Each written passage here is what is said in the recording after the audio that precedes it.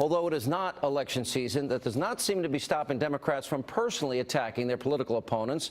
Now, former New Mexican Governor Bill Richardson not only admitted he was not a fan of Senator Ted Cruz, but also questioned Cruz's heritage because of his politics. Watch this. He's anti-immigration. Almost every Hispanic in the country wants to see immigration reform. No, I don't think he should be defined as a Hispanic. He's a politician from Texas, a conservative state, and I respect Texas's choice. But what I don't like is when you try to get things done, it's okay to be strong and state your views, your ideology. But I've seen him demean the office, be rude to other senators, not be part of, I think, the civility that is really needed in Washington. Talk about civility. What about President civility? Joining me with reaction, Fox News political analyst. She's always civil. Kirsten Powers, radio talk show host. Dana Loesch is back with us. Guys, good to see you. And I see Harry Reid call Cruz a schoolyard bully, and then yet, what's our friend James Carville is praising Cruz. Are Democrats afraid of Ted Cruz, Kirsten? I don't think they're afraid of him. I think I agree with James Carville. I think he is an impressive candidate, but I do think that he probably could stand to have maybe a little more sunny disposition if he has a national career in mind in terms of running for president, just because Americans usually like more upbeat, aspirational people. Dana, I look at Cruz, Mike Lee, Rand Paul, and Marco as kind of the new conservative movement in the country. Yeah, and that's exactly right. And I think a lot of Americans, Sean, view them the same way. And Democrats certainly do, which is why they're trying to do everything that they can to pepper the field for 2016 and put some potholes in front of Cruz's way.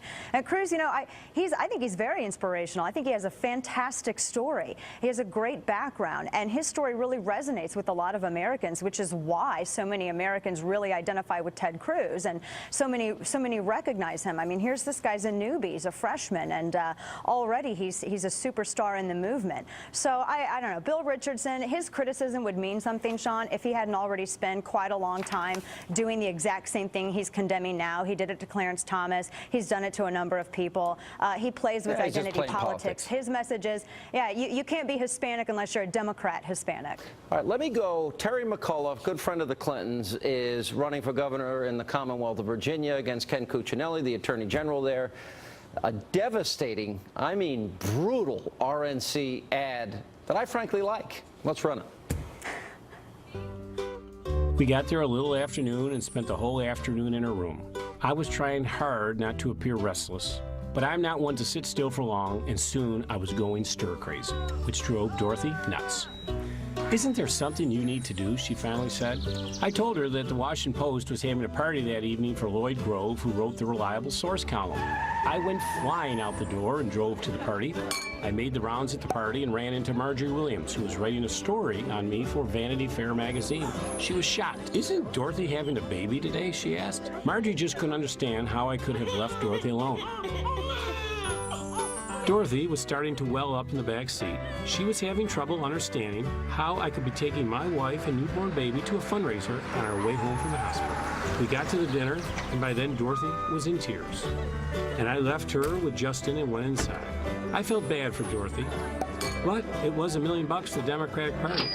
Nobody ever said life with me was going to be easy. Nobody ever said life with me was going to be easy.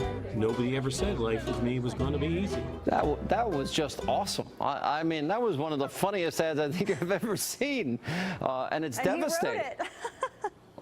You don't and look he like wrote it too, Sean. Yeah, and he wrote the ad. I mean, he's admitting all these things. I'm taking my wife's crying, my baby, my newborn baby's crying. I went to raise $1 million for the Democrats. Real family values, Kirsten. It's just weird. Like, I don't know what to say about it. I don't know why anybody would brag about that kind of behavior. It's just very strange behavior. Yeah, your wife's having a baby, and she thinks you're getting a little stir crazy. Honey, go out and raise money for your fellow Democrats. You know, I don't need you in here anyway. That wouldn't fly. This may shock you, Kirsten. This wouldn't fly in the Hannity household. Oh, no, I know that. I've met your wife. That would not happen. That would not happen. How big an impact could that have, Dana?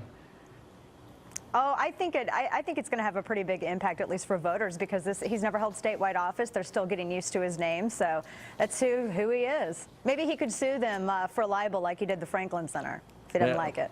Yep. All right, we'll see. Guys, good to see you both. We appreciate Thank it, you. as always.